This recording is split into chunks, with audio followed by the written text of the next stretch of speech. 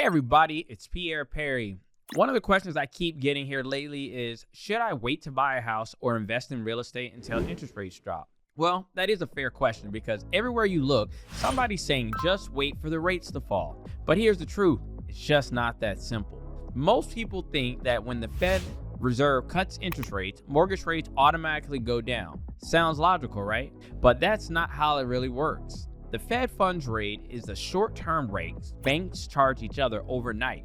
That affects things like your credit cards, your auto loans, and lines of credit, but not directly your 30-year mortgage. Mortgage rates are long-term, and they follow something called the 10-year Treasury yield, which is driven by investor confidence, inflation, expectations, and global demand for U.S. bonds. So when you hear that the Fed cut rates, that doesn't mean your mortgage rate will follow. Sometimes it does, sometimes it doesn't. It all depends on what's happening in the bond market.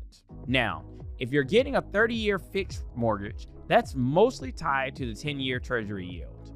But if you're looking at an adjustable rate mortgage or you're investing in commercial real estate, those loans are funded tied to indexes like the LIBOR and now the SOFR, or what we call the secured overnight financing rate, which replaced the LIBOR in most cases. Those move more closely with the short-term borrowing costs so that they can react faster when the Fed moves rates, but they'll still influenced by global credit market, not just US policy. So yes, the Fed can nudge rates, but it's not pulling the strings directly. Let me give you a quick example to just prove this point. In the early 1980s, the Fed rate was sky high, over 15%, but mortgage rates actually started falling before the Fed made big cuts. Why?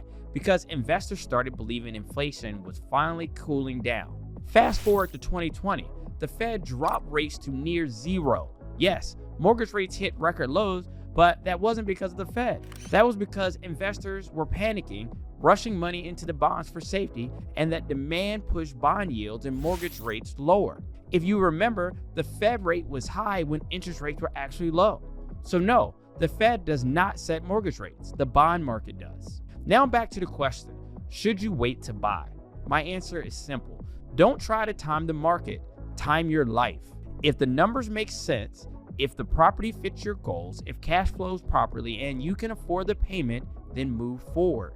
Because when rates eventually drop, everyone's going to be waiting on the sidelines and will jump back in.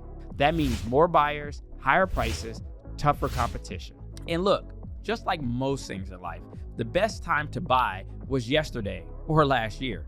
We all have 20/20 vision in hindsight, but what matters most is what you do today with the information you have.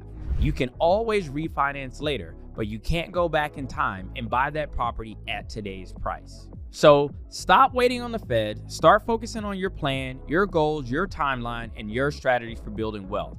Real estate wealth isn't built by guessing the market, it's built by being in the market. I'm Pierre Perry, and this is how you move from waiting to winning.